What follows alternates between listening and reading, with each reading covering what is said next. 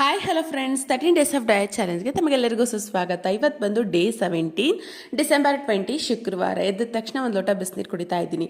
ಯಾಕೋ ಒಂದು ವಾರದಿಂದ ಅಂದರೆ ಸುಬ್ರಹ್ಮಣ್ಯಕ್ಕೆ ಹೋಗಿದ್ದು ಬಂದ ದಿನದಿಂದ ನನಗೆ ಎಕ್ಸಸೈಸು ವಾಕು ಮಾಡೋದಕ್ಕೆ ಆಗ್ತಾ ಇಲ್ಲ.